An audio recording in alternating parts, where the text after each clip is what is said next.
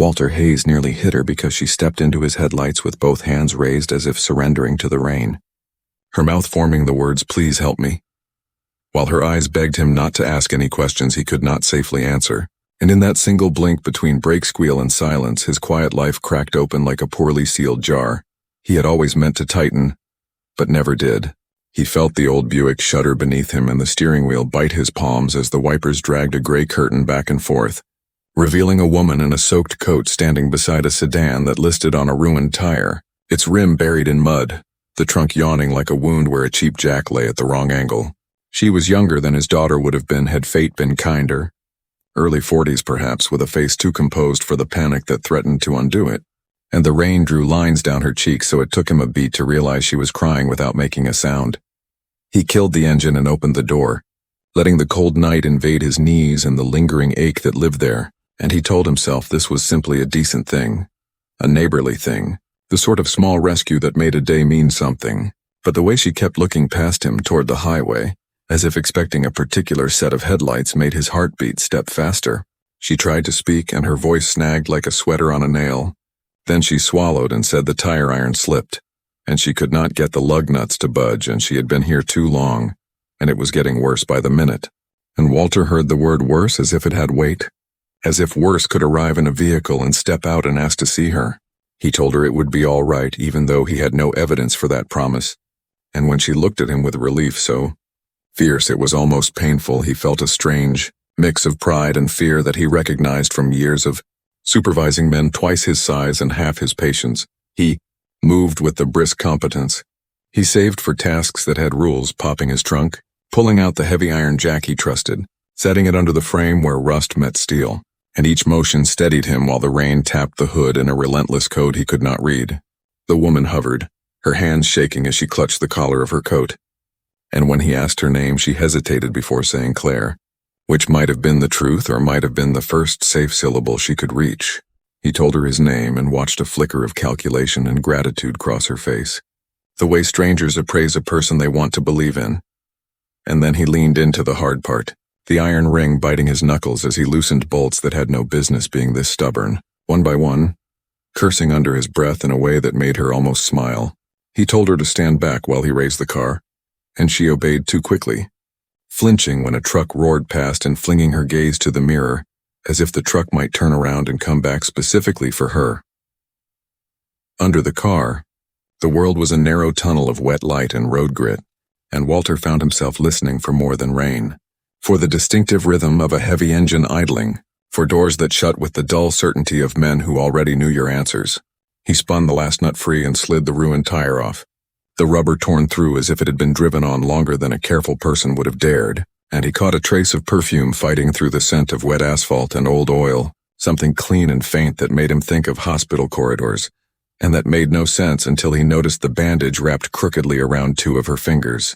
He wanted to ask how, he wanted to ask who, but the questions crowded his throat and he swallowed them, because he knew exactly how much a person could bear under a sky like this. He lifted the spare into place, and felt the old strength still there, a quiet stubbornness he had not needed in a while, and when the car settled back onto all fours, the woman exhaled in a way that sounded like a person who had been holding her breath for a very long time. She thanked him too many times, a soft rush that made him embarrassed and protective, and she fumbled through her bag to find cash, which he refused with a firm shake of his head that made her eyes shine with something like shame, or relief, or both. He told her to drive straight, to take it easy for a few miles until the spare warmed. And she nodded, but her attention kept darting to the highway, to the smear of distant lights that came and went behind the rain, and it struck him as peculiar that the distance frightened her more than the dark moment right here beside him. She asked if he lived nearby, and when he said yes, she repeated the word as if memorizing it, then hurried back to the driver's seat, and for a second their eyes held through the open door and he saw a plea there that was larger than gratitude, a request he could not hear yet, and then she put the car in gear and slipped away with a muted splash. Taillights smudged red by rain.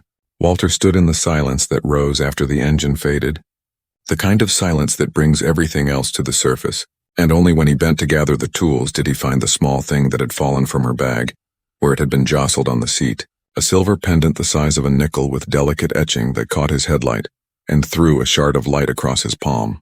He turned it over and felt the engraving under his thumb. The initials stamped so cleanly they looked new, C&W joined by a slender bar like two halves trying to hold, and he slipped it into his pocket because the rain was too hard for examining or returning anything, and because, if he admitted it, a piece of him did not want to know which of those letters belonged to her.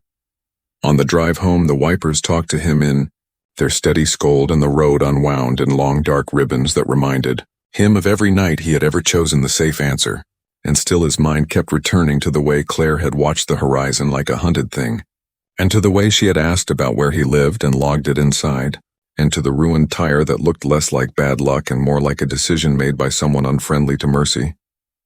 He carried the pendant into his kitchen as if it might be listening, set it by the sink where the lamplight made it look expensive, and poured coffee he did not want while rain mapped its own private war on the windows. He told himself this was over, that he had stepped in and stepped out, a decent act boxed and stored in the attic of a long life. But when a dark shape moved past his front window much later and paused just long enough for him to feel seen, he reached for the phone and did not dial, and he understood with a clarity that made him steady that whatever he had helped tonight was not ending here. By the time Walter woke, the storm had retreated into a low grumble beyond the pines, leaving behind a thin mist that clung to his yard like something unwilling to leave. The coffee was already cold in his cup when he noticed it. The black SUV parked across the street, its engine idling faintly, exhaust curling like breath in the morning chill. Two men sat inside, motionless, their silhouettes sharp and deliberate. Walter's first thought was that they were lost. His second thought, colder and more honest, was that they weren't. He tried not to stare, but the longer he pretended to ignore them, the heavier their presence became.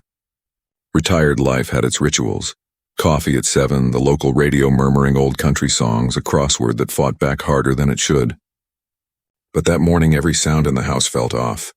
The creak of the floorboards seemed to echo louder, and the ticking clock felt accusatory. When he stepped to the window again, the SUV's passenger was outside now, pretending to smoke but not inhaling, his gaze sweeping Walter's porch with a precision that didn't belong to a lost tourist. Walter's mind went to the pendant. It still sat on the kitchen table, glinting faintly in the weak light. He'd meant to toss it into a drawer, maybe forget it altogether, but now it seemed to burn through the room. Something about the man's posture out there told him that if he walked out and held that pendant up, they'd know exactly what it was. He drew the curtain instead, his heartbeat thudding against the silence, and sat at the table staring at the silver initials, CW, until the ticking clock became unbearable. Around 10, the SUV rolled slowly down the street, turning the corner without hurry, like a dog that knew it could come back any time. Walter stood at the window long after it was gone, waiting for the relief that didn't arrive. He told himself it was nothing, some government types checking on property lines or maybe debt collectors with the wrong address. But when he walked to the mailbox later, he saw fresh tire tracks carved deep into the mud at the edge of his lawn, stopping exactly where someone would stand to look into his windows. Inside, he poured another coffee he didn't drink. Ellen from next door waved from her porch, her hair tied up in that familiar scarf she wore when gardening. She shouted something cheerful about the weather clearing, and he waved back automatically. Her presence steadied him, a small reminder that the world outside wasn't entirely strange. Still, his gaze kept drifting to the road, half expecting the SUV to return. By afternoon, the weight of not knowing became worse than the fear itself. He picked up the pendant, studied the engraving again, and felt a small indentation along its edge, a thin seam he hadn't noticed. Before a locket, maybe? He pressed it gently. Nothing. He pressed harder. Still nothing. The piece was solid, heavier than jewelry should be, as if hiding something inside. A strange thought crossed his mind. What if it wasn't just a pendant? The sound of an engine outside made him flinch. Through the window, he saw the SUV again, this time parked right in front of his house. The same two men stepped out, one tall and lean, the other shorter with a sharp jawline that looked like it had been carved out of distrust. The tall one walked up to the porch and knocked. 3 slow, heavy knocks that seemed rehearsed. "Mr. Hayes?" The man's voice was calm, official, but there was a deliberate edge to it. "We're with the Department of Transportation. There was a hit and run last night not far from here. Mind if we ask a few questions?" Walter opened the door halfway, the chain still hooked. "What's this about?" Routine inquiry, the tall man said, holding up an ID that flashed too quickly to read. We're looking for witnesses. A silver sedan, female driver, early 40s. You might have seen her. Walter's stomach tightened. Can't say I have. The man smiled without warmth. You're sure? Your car matches the description of one that stopped near the scene. Walter held his ground. I help people with flats all the time, he lied. It's a small town. You stop, you help, that's all. The man's eyes flicked past Walter's shoulder, scanning the interior. Of course. You're a good Samaritan, Mr. Hayes. We appreciate that. If you do remember anything. Even something small. He slipped a business card through the gap in the door. Give us a call. The SUV rolled away again, smooth as before. But Walter noticed something this time. The back window was tinted. Yet a faint movement inside suggested there was someone else sitting there. Watching. By evening, the card sat untouched on his table beside the pendant. He finally picked it up and turned it over. There was no seal, no government emblem, just a number and a first name. Lyle. Something about the cheap printing screamed counterfeit. His pulse quickened. He turned on the TV, trying to drown out his thoughts. But the local news only deepened the unease. A brief segment flashed across the screen. Authorities still searching for Claire Winton, missing since Tuesday. Last seen driving a silver sedan near Highway 14. Walter froze. Claire Winton. C.W. The pendant's engraving. The newscaster's tone was casual, but the words cracked something open inside him. Missing. Not wanted, not fugitive. Missing. And if those men were government agents, they would have said so. They would have had proper badges, proper names. Outside, a low rumble returned. An engine idling in the distance, steady, patient, waiting. Walter turned off the lights and stepped quietly to the window. The black SUV was there again, this time parked half in the shadows at the end of his driveway. Headlights off. The fear came not as panic but as a strange, deliberate calm, the kind that comes to people who have already survived something once before. Walter reached into his pocket, felt the pendant, and realized he wasn't holding a stranger's trinket anymore. He was holding the reason someone might kill to keep a secret buried. And somewhere out there, the woman with the trembling hands and haunted eyes knew that he now had it. Walter didn't sleep that night. He sat in his recliner with the lamp off, the house wrapped in a silence so dense it had texture. Every creak of the floorboards, every sigh of the wind through the trees made him glance toward the window. The black SUV didn't return, or if it did, it was smarter this time. The fear had changed shape. It was no longer a sharp jolt but a slow, steady current that hummed through his veins. The pendant rested on the table in front of him like a small metallic heart, catching faint glimmers from the dying embers in the fireplace. He'd thought about throwing it into the river, but something inside him, a stubborn curiosity that had carried him through 69 years of survival, refused to let it go. By dawn, he decided to stop waiting for answers to come to him. He took the pendant, slipped it into his pocket, and drove toward town in his old Buick, telling himself he was just running errands. The roads were still wet, the sky still swollen with leftover storm clouds. His breath fogged the windshield, and for a brief moment, he saw his reflection and barely recognized the face staring back, an old man carrying someone else's burden.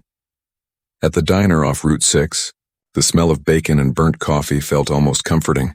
He ordered eggs he wouldn't eat and watched people move in ordinary rhythms, laughing, checking their phones, existing in a world that still made sense. When the waitress came by, a woman in her 50s with sharp eyes softened by kindness, he asked casually, "You ever see a woman around here? About 40, brown hair, nervous kind of energy? Drives a silver sedan?" The waitress gave him a long look.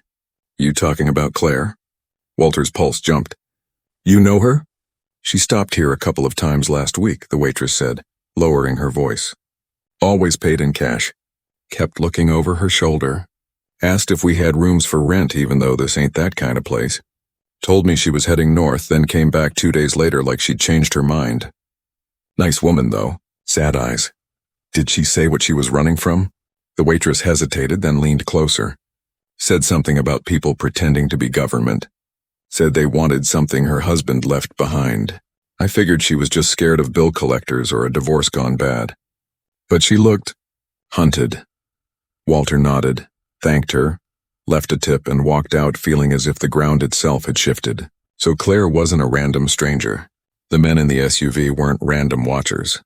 And the pendant in his pocket wasn't just a piece of metal, it was the kind of secret people killed to protect. As he drove home, the questions multiplied like cracks in glass.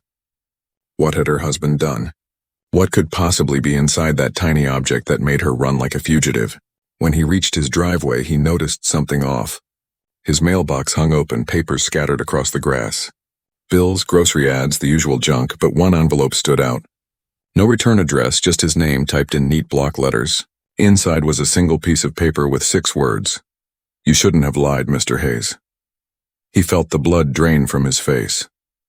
Someone had been close enough to touch his mail, close enough to know his name and the lie he'd told that morning. He scanned the street, empty. The SUV was gone, but its absence didn't comfort him. It was like the silence after a predator leaves the clearing. He crossed the yard to Ellen's house. She opened the door in her robe, surprise softening into concern when she saw his expression. "Walter, you look like you've seen a ghost." "Maybe I have," he said quietly. "Ellen, you ever see a black SUV parked around here?" She frowned. "Once or twice yesterday morning. I thought maybe realtors. You know, that empty property on the corner." "They weren't realtors," Walter said.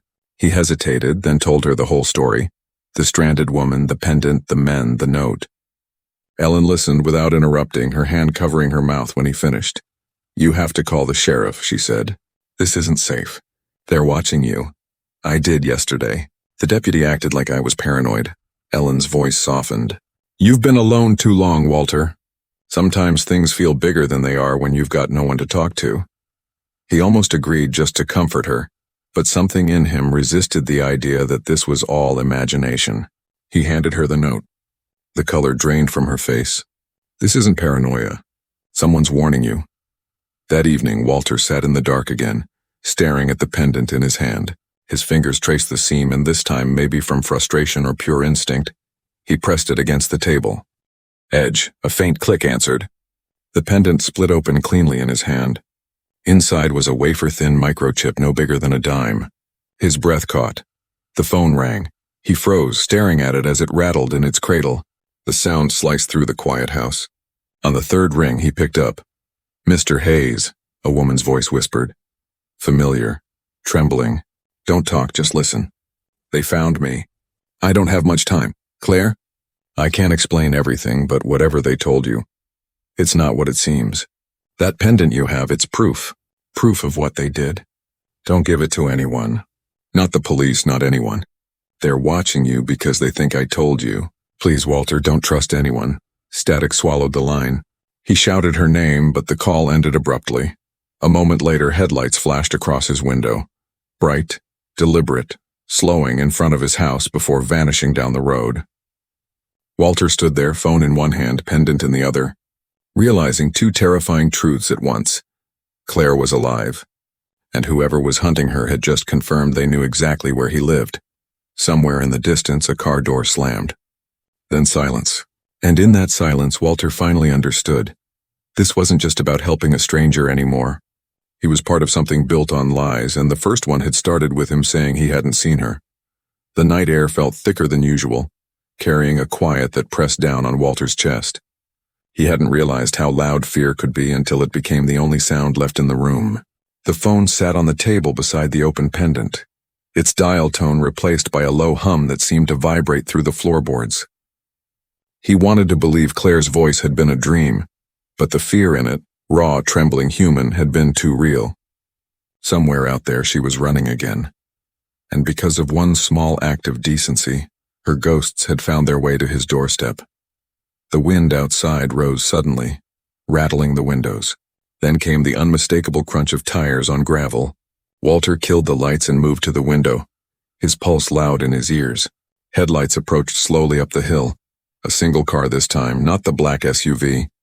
He crouched behind the curtain, heart thudding against the glass. The vehicle stopped right at the end of his driveway. For a long, breathless minute, nothing happened. Then a car door opened and a figure stepped out. Small, hurried, coat pulled tight against the cold. A woman's silhouette. "Claire," he whispered before his brain could stop him. She was at his door within seconds, knocking urgently. 3 fast, desperate knocks that echoed through the quiet house. Against every instinct, Walter opened the door. She stood there drenched in rain, face pale, eyes wide with exhaustion and terror. "They found me?" she gasped, stumbling inside before he could answer. "I didn't know where else to go." Walter locked the door behind her and guided her to the couch. "Start from the beginning. Who are they?" She ran her trembling hands through her hair. "My husband, Daniel, he was a defense contractor. He worked on drone guidance systems for the military. A few months before he died, he discovered the company was running an illegal off-the-books program, selling weapons technology to private buyers overseas. He collected proof, hid it on a data chip small enough to pass as jewelry. He gave it to me before he was killed." Walter stared at the pendant on the table, its hollow interior gleaming faintly under the lamp. "This?" Claire nodded, tears blurring her eyes. "Yes, I wore it everywhere. They thought he destroyed the evidence. When they realized I had it, they came after me. The SUV, the men, you've seen them." He felt the ground tilt beneath him. "Why not go to the police?" "Because some of them are involved," she whispered. "They work with the same people who killed Daniel. The only man I trusted was an agent named Lyle, but he vanished 3 weeks ago." Walter's mind raced. Lyle. The name from the fake business card. The same name those men used. The realization hit like a punch. "Claire, the men who came here yesterday said they were from the Department of Transportation. One of them gave me a card with that name." Her face drained of color. "Then he's dead.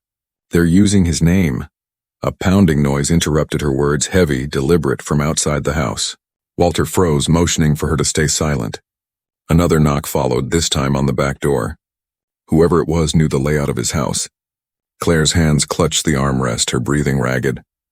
Walter moved quietly to the hallway closet, retrieving the old shotgun he hadn't touched in years. The weapon felt unfamiliar, almost foreign in his hands. He peered through the back window.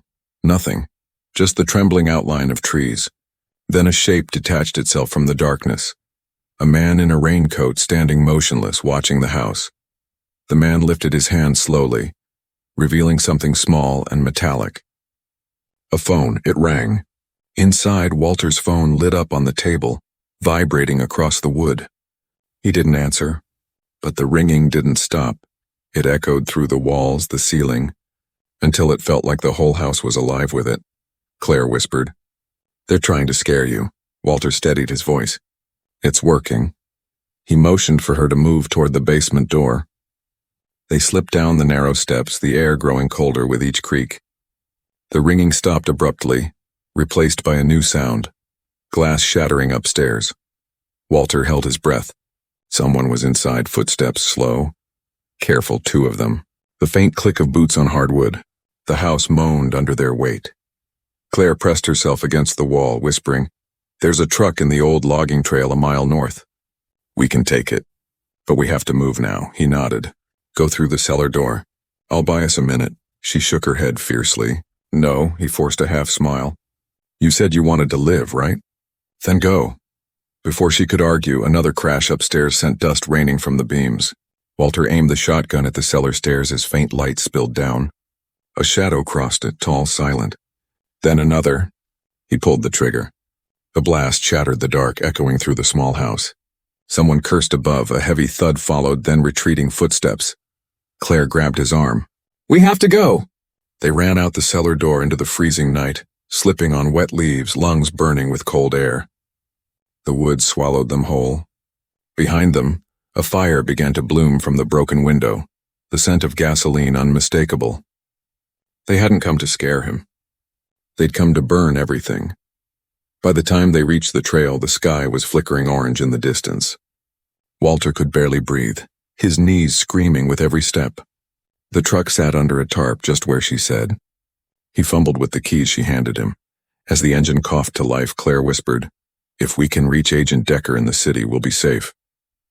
"He's the last one who still believes me." Walter pressed the pedal, tires kicking up gravel. In the rearview mirror through the trees, he caught one last glimpse of his home, engulfed in flames, the roof collapsing inward. The life he'd built, burning down to ash. And just as they reached the main road, headlights appeared behind them. 2 pairs this time. The SUVs were back, Claire's voice broke. They found us. Walter gripped the wheel, eyes fixed on the dark road ahead. Then they're about to find out what an old man with nothing left can do. The forest swallowed them both as the chase began. The echo of the burning house fading behind like the closing of a chapter. Neither of them would ever reopen. The forest swallowed them in darkness, the dirt road stretching ahead like a ribbon of ghosts. The truck bounced and jolted over potholes, branches clawing at the sides as if the trees themselves wanted to pull them back. The rain had started again, thin and sharp, slicing through the windshield in frantic streaks. Behind them, the glow of headlights carved the distance, 2 black SUVs gaining ground, their engines a low, coordinated growl that felt more like a heartbeat than machinery. Walter gripped the steering wheel so tight his knuckles turned white. His pulse thudded in time with the wipers, each pass wiping away more of the man he used to be. The quiet widower who spent evenings with crosswords and radio static was gone. In his place was something harder, something that remembered what it meant to fight. Beside him, Claire pressed one hand against the dashboard, her face pale under the shifting light. "They're trained," she said, voice trembling. "You can't outrun them on the main road." "I'm not planning to," Walter said. His tone was calm, almost eerie in its steadiness. "Hold on." He jerked the wheel and cut down a narrow trail barely visible through the rain. The tires skidded, mud spraying across the windows, but the truck held. Branches snapped against the hood, headlights swinging wildly between trees. Behind them, the SUVs followed, one misjudging the turn and crashing into a ditch with a metallic shriek, but the other staying close, relentless. Claire clung to the seat. "Do you even know where this leads?" "An old ranger station," he said through gritted teeth. "My brother and I used to hunt out here before they shut it down. There's a service road past the bridge that loops to the highway if we make it that far." She nodded, though her eyes were filling with something that wasn't quite fear. It was guilt. "Walter Kron, if we don't make it, I need you to know something. The chip, it's not just about weapons. It's about people. Daniel found files proving the company tested drone prototypes on civilians overseas, villages that didn't even know what hit them. They erased the reports. That's what got him killed." Walter's throat tightened. "You think this chip can prove all that?" "It already has," she said. "That's why they'll never stop." The road narrowed until it was little more than packed dirt lined with thorns. A fallen branch blocked the path thick as a telephone pole. Walter slammed the brakes. The truck fishtailed before skidding to a stop inches from the obstacle. "End of the line," he muttered. The other SUV's headlights burst through the trees, blinding them for a heartbeat. Walter threw open the door. "Go," Claire hesitated. "What about you?" "Get to the station." "Follow the creek." "I'll hold them off." She shook her head violently. "No, I'm not leaving you. You want Daniel's death to mean something? Then live long enough to finish what he started." His voice cracked, but he didn't wait for her answer. He grabbed the shotgun from the back seat and stepped out into the rain. The SUV screeched to a halt 20 yards away. 2 men emerged, silhouetted, armed, moving in synchronization. Their flashlights cut through the downpour, sweeping over the truck, the trees, and then finding him. "Mr. Hayes," one of them called. It was the tall man from before, the one who'd introduced himself as Lyle. "This is your last warning. Hand over the device and walk away. You don't want to die for someone else's mistake." Walter leveled the shotgun, voice steady. "You already burned down my house. You think I've got something left to lose?" A pause, then a low chuckle. "You'd be surprised what people cling to. That woman doesn't care about you. She's using you the same way she used her husband." The words hit like shrapnel, but Walter didn't flinch. "You talk too much," he said, and fired. The blast tore through the air, striking the front tire of the SUV. Sparks flew, the vehicle lurching sideways. The men dove for cover. Walter ran for the trees, adrenaline drowning out pain, fear, age, all of it. He could hear Claire's footsteps crashing through the brush ahead, her breathing sharp and fast. Behind him, gunfire erupted, controlled bursts snapping branches around him. He ducked behind a fallen log, heart hammering, rain pouring down his face like molten glass. He loaded his last 2 shells and waited. The forest around him glowed faintly from the SUV's flickering headlights. Then he heard it, the crunch of boots approaching from his right. Walter took a slow breath, the kind of breath a man takes when he's already made peace with what's coming. When the figure appeared, he fired again. The man dropped, a flash of red disappearing into the mud. "Walter!" Claire's voice called from the darkness. "This way!" He stumbled toward her voice, pain flaring in his leg where a bullet had grazed him. Ahead, through the rain and trees, a faint light shimmered. The ranger station, just as he remembered, half collapsed but still standing. Claire was at the door, fumbling with a rusted lock. They burst inside and slammed the door behind them. The building smelled of mildew and time. Dust hung in the air like fog. Walter braced the door with an old beam while Claire searched frantically through drawers and shelves.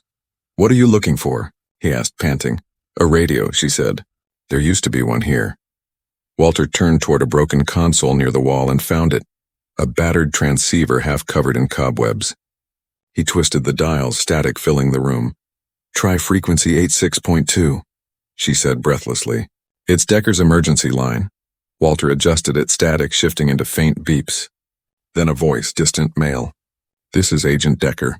Identify yourself." Claire grabbed the mic. "Decker, it's Claire Winton. I have the evidence. They found us. We're near Pine Hollow Station. Please send help." Static. "Then hold position." "I'm 30 minutes out." Walter's relief was short-lived. Outside, engines revved again, closer, angrier. The surviving SUV had found them. He met Claire's eyes. 30 minutes might be too long. She swallowed, fear and resolve mingling in her face. "Then we make them earn every second." Rain hammered the roof. The headlights cut through the forest, sweeping over the windows. Walter felt a calm he hadn't felt in years. The calm that comes when a man stops running from who he really is. He checked the shotgun, cracked a grin that didn't reach his eyes, and muttered, "Let's finish this." Outside, shadows moved closer. Inside, the old clock ticked once, loud as a gunshot. And somewhere between those two sounds, the night decided who would live to see the dawn. The rain had thinned to a whisper by dawn, the forest draped in a heavy silence, broken only by the faint hiss of the wind against the cabin's broken windows. The old ranger station smelled of smoke and damp wood, the kind of smell that lingers after violence. Walter sat near the doorway, back against the wall, shotgun resting loosely across his lap. His leg throbbed where the bullet had grazed him. The blood now dried into a dark patch on his jeans. Claire crouched by the radio, whispering into the mic every few minutes, her voice hoarse from fear and exhaustion. Outside, the world felt suspended between one heartbeat and the next. The SUV's headlights had vanished an hour ago, but both of them knew the men hadn't gone far. They were waiting, circling, maybe regrouping. Walter's eyes burned from lack of sleep, but his mind was clear, sharp in a way it hadn't been in years. Somewhere deep down, he knew this night wasn't about survival anymore. It was about ending something that had started long before he'd met Claire on that rain-soaked road. "Battery's dying," Claire said quietly, tapping the side of the radio. "Decker said he was on his way. He'll come." Walter looked at her and almost smiled. "You still believe in good endings, huh?" She gave a small, tired laugh. "It's all I've got left." The words landed heavy between them. For a moment, they just sat there. Two strangers bound by circumstance, by loss, by the strange mercy that had brought them together. Walter thought of his late wife, of the way she used to hum while washing dishes, of how her quiet strength had anchored him through every storm. Somewhere in the back of his mind, he wondered what she would think of him now, sitting here in the ruins of an old ranger station, protecting a woman whose name he hadn't even known 2 days ago. The crunch of gravel outside snapped him back. He raised the shotgun. Claire's eyes widened and she reached for the light switch, plunging the cabin into near darkness. Through the slit in the boarded window, a beam of light swept past. Then footsteps, slow, methodical. A voice called out. "Claire," she froze. "That's him," she whispered. "That's Decker." Walter's instincts screamed otherwise. The tone was wrong, too smooth, too controlled.